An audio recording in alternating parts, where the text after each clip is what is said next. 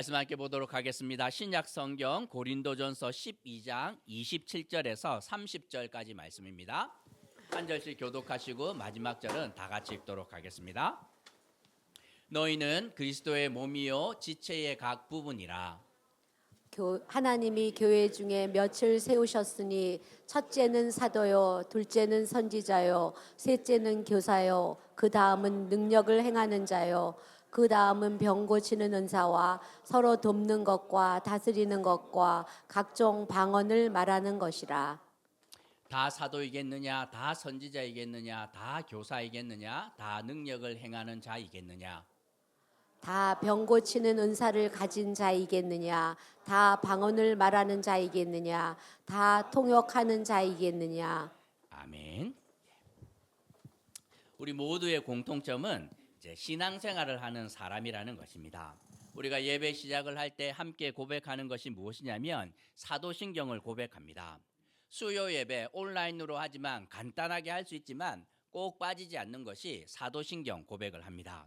새벽 기도할 때 보면 우리가 이제 시간이 짧음에도 불구하고 시작을 할 때 사도신경이 안 빠집니다.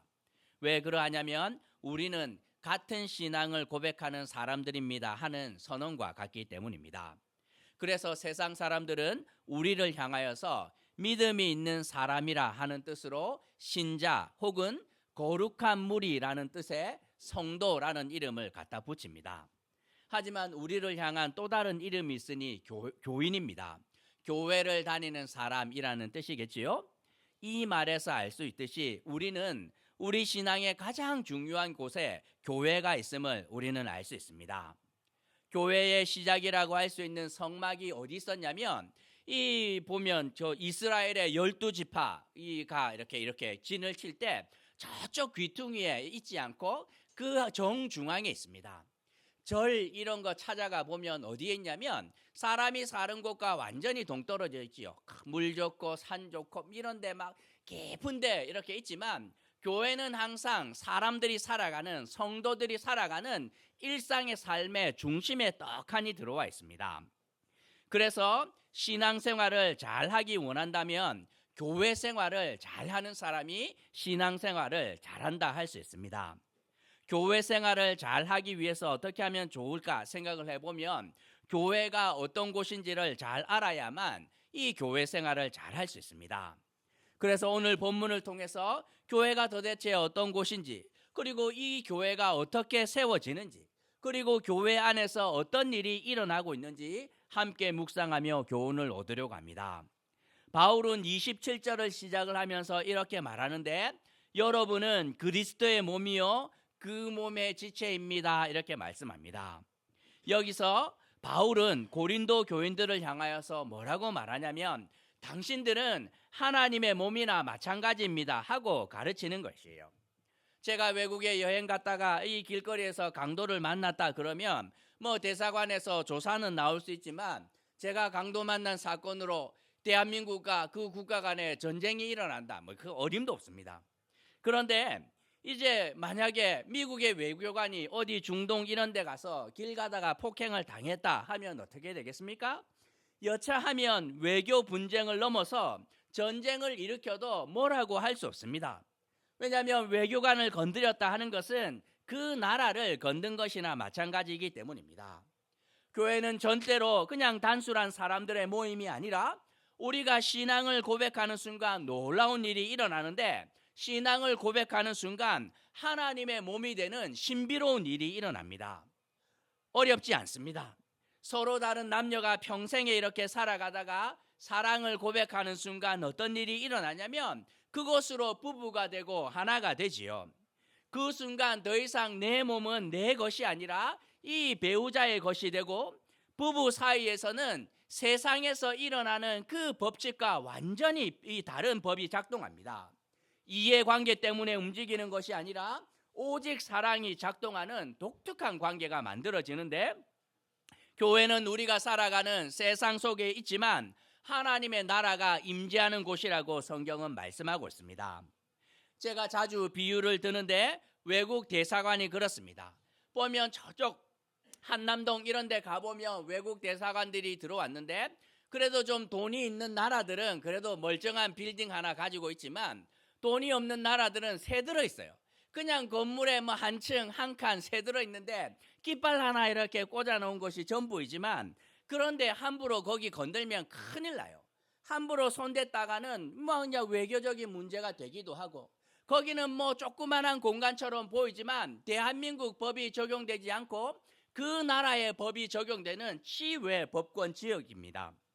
40년 동안 이스라엘 민족이 광야 그 거친 땅에서 살아갔지만 그것은 그냥 사막이 아니라 하나님의 나라였어요. 거기다 이스라엘 민족 한 사람을 건드렸다 하는 것은 그냥 하나님의 눈을 찌르는 것이나 마찬가지였기 때문에 놀라운 은혜를 경험했던 것이지요. 별 볼일 없는 사막 한가운데 텐트를 치고 살았던 노예 민족에 불과한지 모르겠지만 그 성막과 함께 하나님의 임재가 이렇게 허락되자 그 땅은 교회가 되었고 하나님의 나라가 되었다고 말씀하고 있습니다. 구름 기둥과 불 기둥이 그를 지켰고 거기에는 만나와 메추라기가 내렸고 모세가 손을 들고 기도하기만 하면 전쟁에서 패하는 법이 없습니다. 필요할 때마다 반석에서 물이 터져 나오면서 사람들이 볼 때 놀라워도 너무 놀라운 것이죠. 저 사막에 있는 저 땅은 진짜 딴 나라다. 세상에 속한 것이 아니라 하나님께 속한 완전히 다른 나라다. 이렇게 말할 만큼 놀라운 은혜가 교회 안에 허락되었다고 말씀하고 있습니다. 광야 40년 동안 그들이 진을 치고 살아가는데 거기에는 세상과 완전히 다른 법이 작동합니다. 세상 나라는 힘이 지배하는 곳이었지만 하나님의 나라는 사랑이 역사하는 곳입니다. 하나님을 향한 사랑과 이웃을 향한 사랑, 이 두 가지가 그 나라 안에, 교회 안에 역사였다 말씀하고 있습니다. 구한말 한국교회가 그러했지요. 세상은 여전히 양반과 상놈을 중요하게 생각하는 계급사회였고 뿌리 깊은 유교가 지배했지만 일주일에 한 번 교회에 가면 거기는 별천지였습니다. 여기는 하나님의 나라였고 완전히 다른 곳이었던 것이죠. 양반도 상놈도 없고 하나님 앞에 죄인이지만 사랑받는 영혼만 있을 따름입니다. 교회는 더 이상 유교가 아니라 하나님의 말씀이 역사하는 곳이었습니다. 주변에서 이 교회를 볼 때마다 놀랍니다. 여기는 별천지구나. 세상과 완전히 다른 곳이구나. 고린도 교회 안에는 고린도 교회를 사람의 모임 정도로 생각을 하는 사람들이 있었는데 바울은 그들을 향하여 경고하고 있습니다. 여러분들이요, 생각 잘 하셔야 됩니다. 교회는 단순한 사람들의 모임이 아닙니다. 교회는 신앙을 고백하는 순간 하나님과 하나 되면서 우리는 하나님의 몸입니다. 이곳에는 세상의 법이 아니라 하나님의 법이 역사하는 하나님의 나라 그 자체입니다 하고 교회가 무엇인지 그들에게 가르쳐주고 있습니다. 이어서 바울은 하나님의 몸된 교회가 어떻게 세워지는지를 가르쳐주고 있습니다. 28절에서 하나님께서는 이렇게 시작을 하고 있는데 무슨 말이냐면 교회는 사람이 세우는 것이 아니라는 사실입니다. 하나님의 몸된 교회는 누가 세웁니까? 하나님이 세우시지요. 목사가 길바닥에 가만히 깔고 천막교회부터 시작을 해서 사람들을 많이 모으고 막 건축도 하고 이렇게 했는데도 불구하고 뭐라고 고백해야 되냐면 아닙니다. 하나님께서 이 교회를 세우셨습니다 하고 고백해야 된다는 사실이에요. 그러니 교회 안에 사람이 가져갈 수 있는 지분이 하나도 없습니다. 바울이 왜 이런 말을 하고 있냐면 고린도 교회 안에서 자신의 지분을 주장하는 사람들이 있었기 때문입니다. 사람들 눈에 고린도 교회 안에 개국 공신처럼 보이는 유력한 사람들이 교회 안에서 마치 고린도 교회는 막 내가 세웠다 할 때 막 샹들리에 내가 세우고 벽돌 한 장 내가 다 쌓았다 이렇게 생각을 하는 사람들이 있었는데 그들을 향하여 말하고 있습니다. 아닙니다. 여러분들이 수고한 거 제가 충분히 동의하지만 교회는 철저히 하나님이 세우신 것입니다 하고 가르치고 있습니다. 생각을 한번 해볼까요? 하나님께서 마음만 먹으면 교회 하나 세우는 거 일도 아닙니다. 천지 창조하신 그분께서 빛이 있으라 이렇게 하면 없던 빛이 생기는 거죠. 이렇게 막 물이 나누라 이렇게 하면 그렇게 됩니다. 종류대로 막 씨 맺는 것과 동물들 다 나와라. 그러면 나옵니다. 조그마한 교회 하나 세우는 것 주님이 마음만 먹으면 못 하시겠나요? 그럼에도 불구하고 하나님께서 어떻게 하시냐면 하나님께서 교회를 세우시는데 철저히 사람들을 통해서 교회를 세운다고 말씀하고 있습니다. 어떤 사람들을 통해서 하나님께서 교회를 세우십니까? 28절에서 첫째는 사도요, 둘째는 예언자들이요, 셋째는 교사들이요. 이 사람들을 통해서 하나님께서 교회를 세우십니다. 먼저 사도라 말할 때 사도는 하나님의 뜻을 받은 자들이라고 생각하면 됩니다. 성경에서 가장 화려했던 솔로몬의 성전 한번 생각해 보면 여기서 사도는 누구냐면 다윗이 그 역할을 담당합니다. 다윗은 성전을 짓는 것이 평생의 소원이었던 사람입니다. 딴 거 다 관심이 없어요. 다른 왕들은 막 피라미드 짓고 왕궁을 화려하게 하고 군대를 막 튼튼하게 하고 영토를 넓히는 데 관심이 있었는데 다윗은 하나에 딱 꽂혔는데 평생에 나는 교회를 짓고 싶다. 주님. 이게 막 마음에 온 거죠. 누가 줬을까요? 하나님께서 마음을 주셨습니다. 많은 사람들이 나는 회사에서 막 1조 클럽 가입해야 되겠다 뭐 이렇게 하는데 제가 저쪽 그 회사에 새들어서 좀 하지 않았습니까? 그 장로님 꿈은 교회를 짓는 겁니다. 그 소원이에요, 소원. 그게 거기 그 남들 다 보면 그 돈 벌어서 다 어떻게 했나 싶었는데 그 돈 벌어서 다 그냥 교회 짓는데 쏟아부었습니다. 해외 지사 만드는데도 사원들이 하지 말라 그러는데도 어떻게 하든지 선교사님 비자 발급을 위해서 아무도 안 가는데 막 니카라과 이런 데다가 막 브랜치 세워가지고 막 돈을 쏟아붓고 회사에서는 답답해 죽습니다. 옆에서 보면 막 목사인 제가 보기에도 좀 과하다 싶을 정도로 꿈이 그냥 거기에 꽂혀 있어요. 평생의 목사님 제 꿈은 교회를 세울 겁니다 하는데 그 마음 누가 주십니까? 하나님이 주시는 거예요. 그 마음을 주셔야 교회가 세워지는데 사도는 그런 자들이라고 생각을 하면 됩니다. 다윗의 마음 가운데 하나님께서 그런 마음을 주셨고 솔로몬의 성전을 건축하기로 결심을 합니다. 예언자는 누구냐면 두 번째 등장하는데 하나님의 뜻을 분별하고 말씀의 기초를 놓는 자들입니다. 다윗이 성전을 건축하려고 할 때 옆에 누가 있었냐면 예언자 나단이 있었습니다. 하나님의 뜻을 잘 분별하고 말씀의 기초를 놓습니다. 왜 이 과정이 필요합니까? 교회는 철저히 하나님이 뜻하는 대로 세워져야 하기 때문이에요.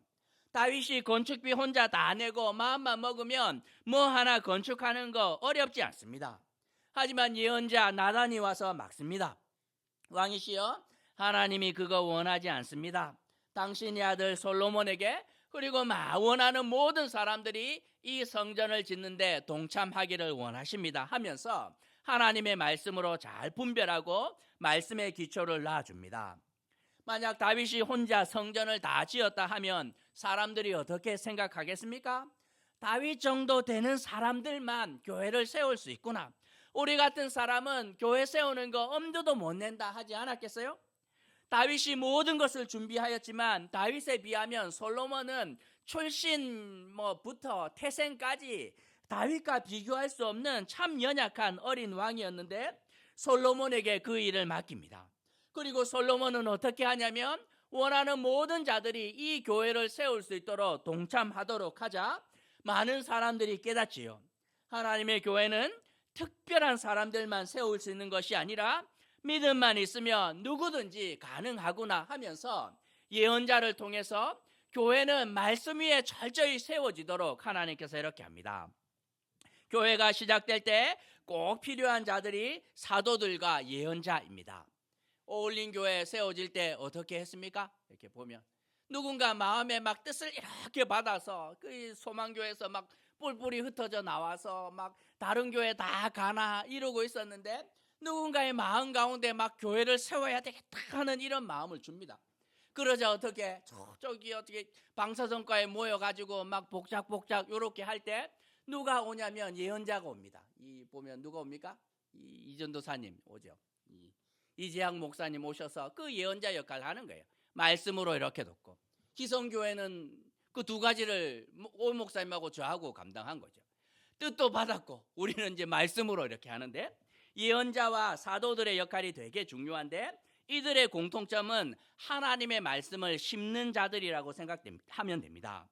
한국 교회가 시작될 때도 부르심을 받고 온 선교사들 있었지만 이들이 선교 갈 수 있도록 막 재물을 털어서 사제를 출연해서 후원하는 자들이 있었습니다.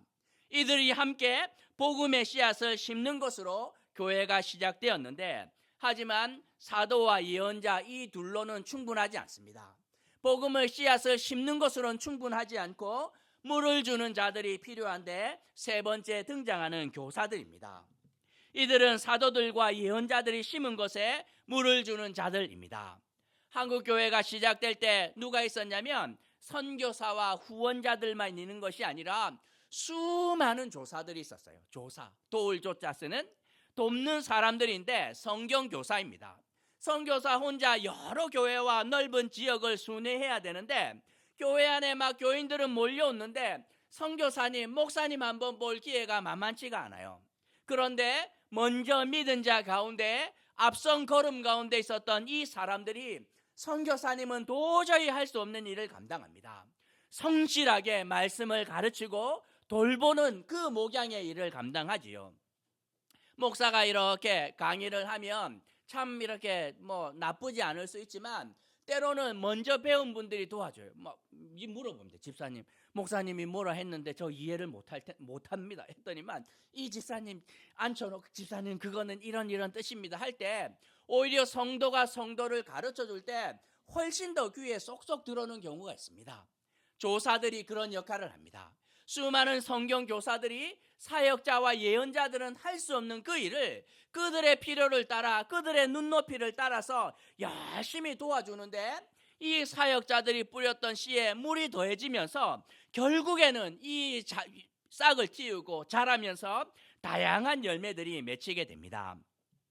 교회는 철저히 하나님의 사람들을 통해서 하나님의 말씀이 기초가 될 때 교회가 세워진다고 바울은 가르치고 있습니다.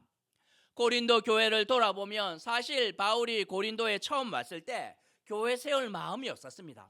두려웠기 때문이에요. 그런데 하나님께서 막 마음을 막 밀어넣습니다. 두려워하지 말아라. 내가 너와 함께한다. 아무도 손 못 댄다. 이 성에는 내 백성이 많다 하면서 하나님께서 막 마음을 막 주십니다.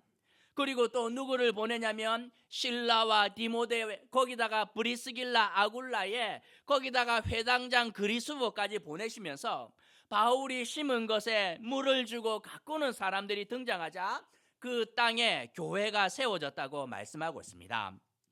하나님께서는 사람들을 통해 교회를 세우시는 이유가 분명합니다. 하나님께서 그냥 직접 하면 더 쉬울 텐데도 불구하고 왜 사람들을 통해 세우냐 하는 것이지요. 어울림교회 개척해 보신 분들 알지 않습니까? 장로님들 보면 막 우리 조정 권사님 그냥 뭐 이렇게 교회 집에 막 이렇게 방 빼서 들어오고 전세금 줄여서 어떻게 하고 별의별 일들을 다 했는데 정말 그렇게 개척을 해본 사람들은 알아요. 교회는 사람이 세우는 것이 아니구나. 제가 개척 몇 년 하지 않았지만 7년 남짓한 것이 전부이지만 시작부터 하는데 제가 목이 많이 길어졌습니다. 이 교회 그 회사 건물 6층에서 창문 열고 맨날 쳐다봐요. 누가 오나 와야 되는데 주보 나눠주면서 맨날 목이 빠져 있습니다. 저쪽에서 누가 오는데 한 영혼이 얼마나 귀한지 알게 돼요. 교회는 하나님의 은혜 없이 굴러가지 않습니다. 목사의 탁월한 무엇으로 큰 헌금하는 누구 때문에 교회가 세워지는 법 절대로 없습니다. 교회를 한번 이렇게 섬겨보면 교회는 하나님의 몸이 맞구나. 하나님이 세우시는 거구나. 하지만 하나님께서 철저히 사람들을 통해서 세우시기 원하는구나 하는 것을 뼈저리게 깨닫게 됩니다. 그리고 난 다음에 알게 되는 것이 무엇입니까? 사람들 눈에 초라해 보이는 이 교회를 하나님께서 얼마나 사랑하는지, 교회를 건든다는 것은 하나님의 눈을 찌르는 것이나 마찬가지구나 하는 것을 깨닫게 됩니다. 교회가 어떻게 세워집니까? 하나님께서 철저히 하나님의 사람들을 통해서 세우는 곳이라고. 고린도 교회 안에 은사가 많은 사람들이 있지만 너희들의 능력을 통하여 세워지는 것이 아니라고 바울은 가르치고 있습니다. 그러면 하나님께서 직접 세우시고 씌운 하나님의 몸된 교회 안에 어떤 일이 일어나는지 살펴보아야 되는데, 만약 교회가 하나님께서 세우신 하나님의 몸이 맞다면 교회 안에서는 반드시 하나님이 일하시고 하나님께서 원하시고 기뻐하시는 일이 일어날 수밖에 없습니다. 28절에서 보면 교회 안에서 능력을 행하는 자들이 있었고, 병을 고치는 자들이 있었고, 서로 돕는 자들과 다스리는 자들과 각종 방언을 말하는 자들이 있었다, 이렇게 말합니다. 교회 안에는 반드시 능력이 나타납니다. 이 능력이라고 이야기를 할 때 무슨 초자연적인 일도 일어날 수 있습니다. 기도했더니 이렇게 땅이 흔들리면서 지진이 났다, 이런 일들 일어날 수 있습니다. 저는 불가능하지 않다 보지만, 그런데 이제 그런 기적이 일어났다 할 때 사람들이 놀라긴 하지만 회심하지는 않아요. 절대로 이렇게 땅이 갈라져도 놀라기는 해도 사람이 변화되는 일 택도 없습니다. 교회가 갖고 있는 제일 큰 능력이 무엇입니까? 사람이 변화된다는 거예요. 진짜 그냥 교회 마당만 밟는 것 같았는데 그 존재 자체가 중심에서 변화되는 그 놀라운 능력이 교회 안에는 반드시 나타납니다. 고린도 교회 안에 어떤 일이 일어났습니까? 귀족과 노예가 한 상에 둘러 앉아서 형제가 되는 일이 일어나요. 주 안에서 한 형제 자매가 되는 능력이 나타나는데, 땅이 갈라지는 것하고 비교할 수 없는 능력 아닙니까? 거기다 이 한 형제가 되었기 때문에 누군가가 아파하면 외면하지 않고 내가 아픕니다.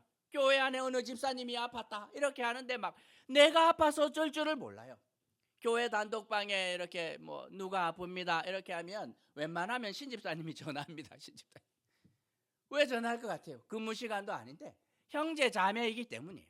제가 가끔씩은 전화해서 좀 하십시오 이렇게 하기도 하고. 그리고 우리가 단톡방 보면서 다들 기도합니다 하지 않습니까? 그러면 진짜 병이 낫기도 합니다.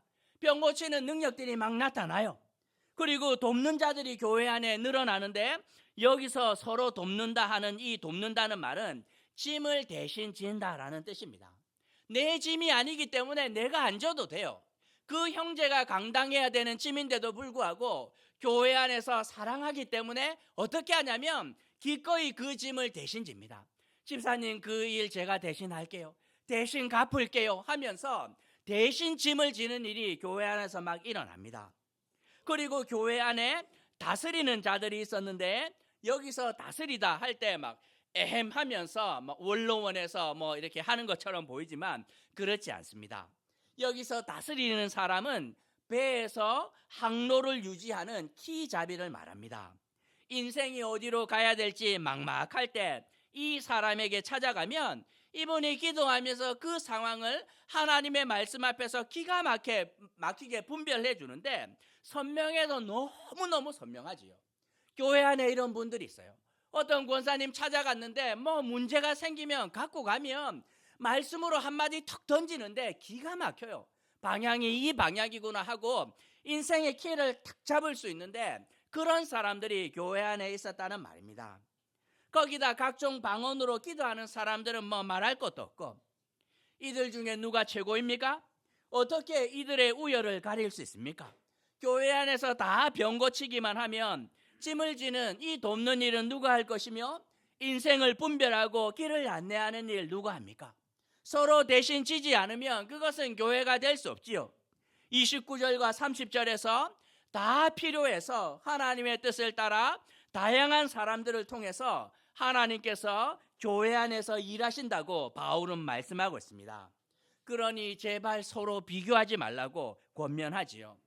이 말을 고린도전서에서 몇 번을 하는지 몰라요. 이 말을 귀에 못이 박히도록 하는 이유가 무엇이냐면, 왜 그러하냐면 교회 안에서 서로 비교하는 일이 너무 많기 때문입니다. 다 귀하니 서로 비교하면 안 된다 하고 바울은 권면합니다. 오늘 말씀을 통해 두 가지만 생각해 보려고 하는데, 먼저 생각할 것은 교회는 여러분이 생각하는 것보다 훨씬 크다는 사실입니다. 교회는 단순히 종교가 있는 사람들의 모임이 아닙니다. 믿음을 고백하는 순간 신비로운 일이 일어나는데, 우리가 하나님의 자녀가 되고 하나님의 몸이 되는 놀라운 일이 일어납니다. 하나님의 눈동자와 같은 영혼이라서 여러분을 누군가가 건든다 하면 주님의 눈을 찌르는 것이나 마찬가지예요. 주님께서 기억하셨다가 그거 다 갚으시는데 얼마나 무서운지 모릅니다. 그러니 절대로 교회를 함부로 보면 안 됩니다.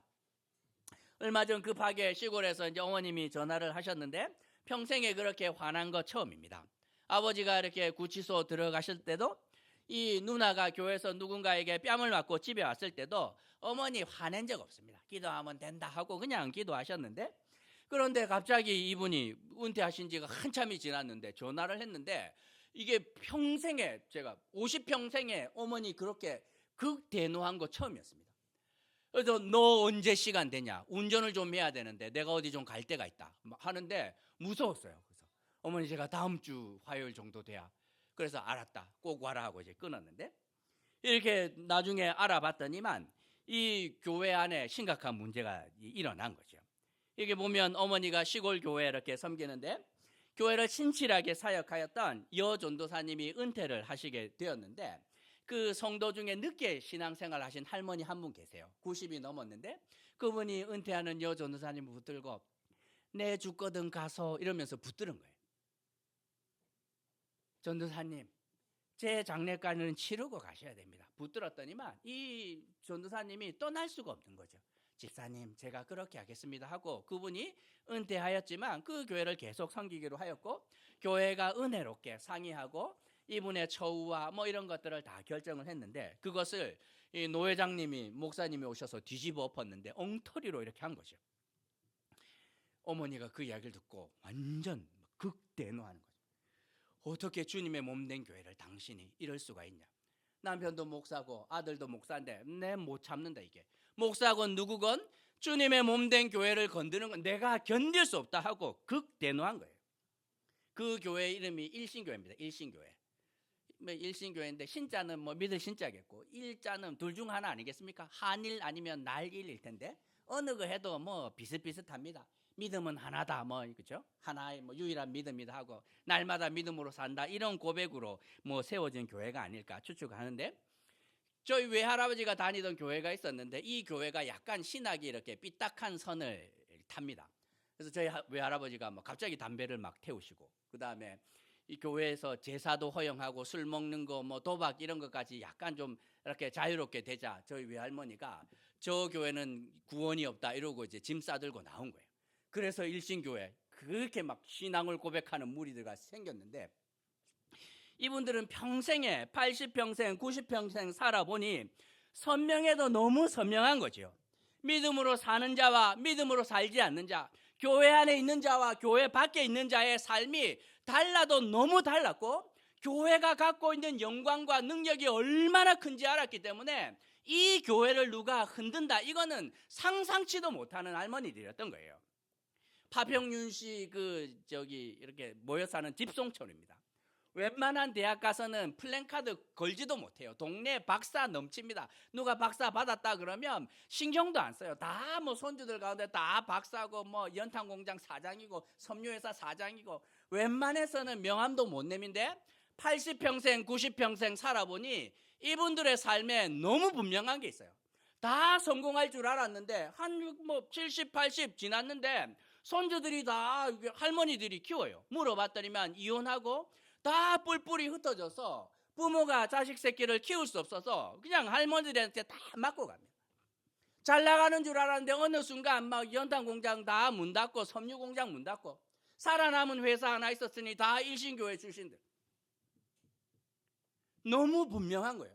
내 자녀가 제일 못한 것 같고 제일 연약한 것 같았는데 할 수 있는 것이 주일날 교회 가는 것, 새벽마다 기도하는 것이 전부였는데, 하나님을 붙들고 살아가자 구름 기둥과 불 기둥이 역사하고 만나와 메추라기가 막 떨어지면서 홍해가 막 갈라지는 것을 경험하자 우리는 그냥 나이 많은 노인이 아니라 하나님의 몸이구나.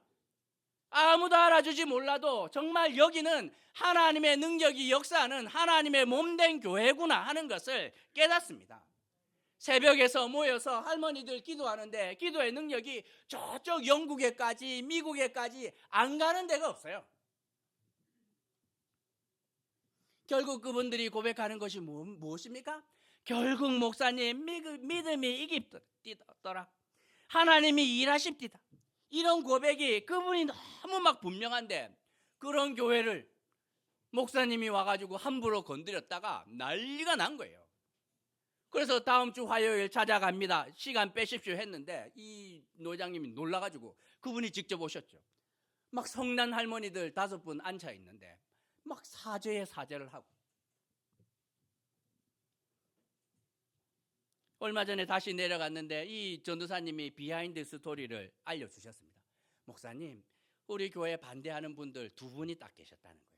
할머니 한 분하고 할아버지 한 분이 이 교회 막 끊임없이 반대하고 소송 걸고 이렇게 했는데 그냥 기도할 따름인데 주님이 먼저 데려가셨다는 거예요.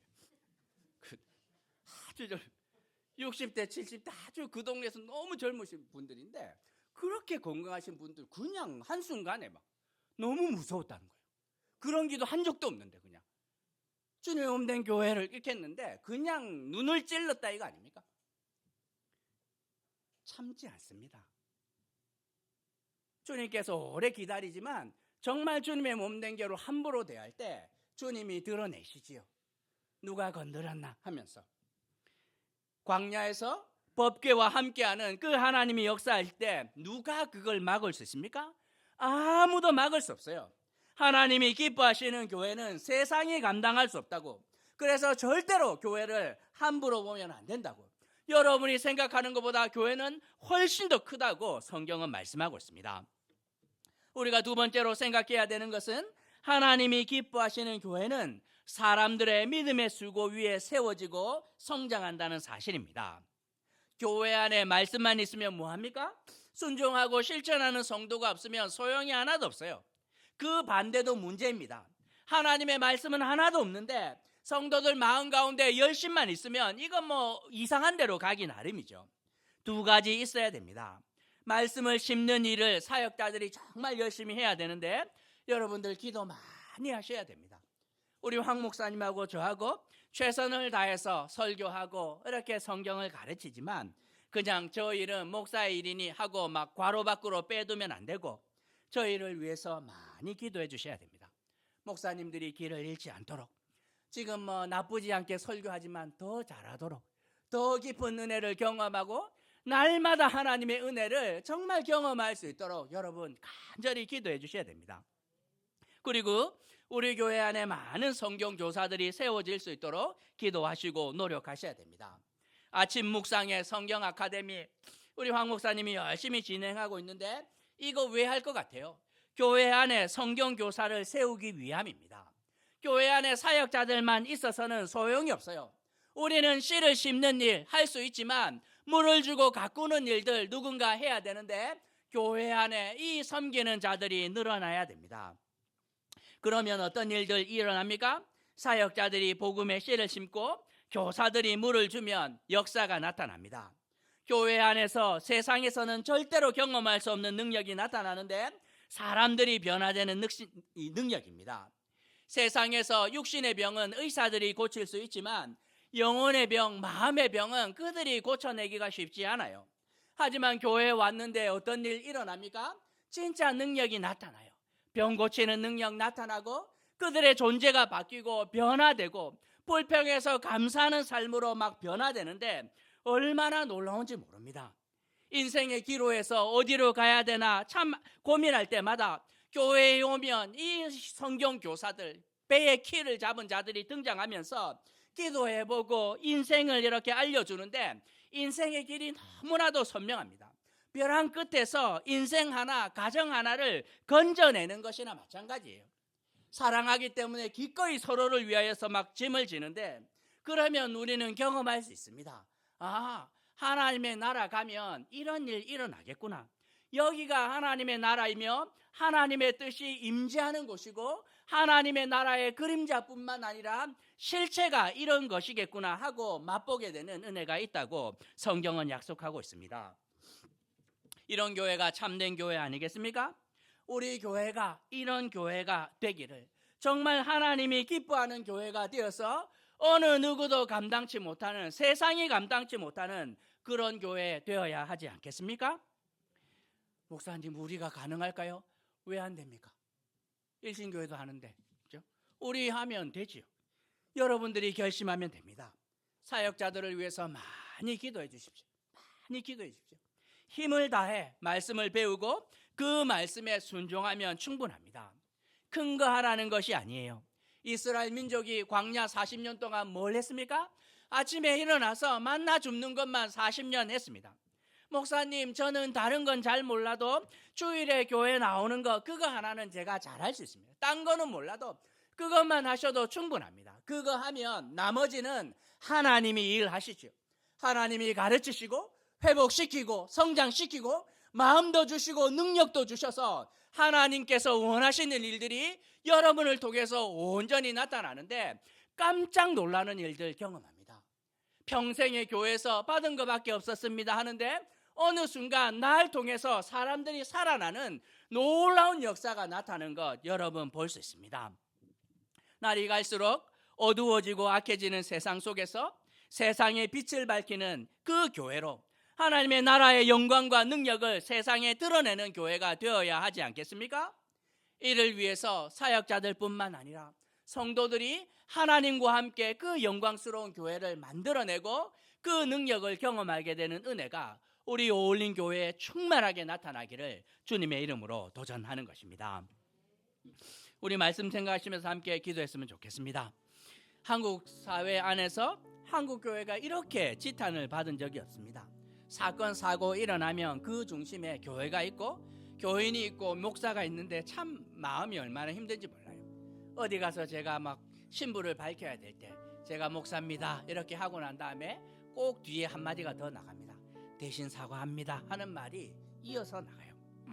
하지만 교회는 약하지 않습니다. 정말 성도들이 올바로 하나님의 말씀을 붙들고 하나님과 함께 세워나갈 때 하나님의 나라가 임재하게 되는 놀라운 능력 경험할 수 있을 텐데 하나님 그런 일들 일어나도록 목사님들에게도 사역자들에게 은혜를 더하여 주시고 교회 안에 성경 교사들이 늘어나고 교회 안에 능력이 나타나는 정말 하나님의 나라의 영광을 온전히 맛보게 되고 세상이 감당치 못하는 그런 어울린 교회로 하나님 세워주옵소서. 말씀 생각하시면서 함께 기도하도록 하겠습니다. 기도합시다. 자비로우신 하나님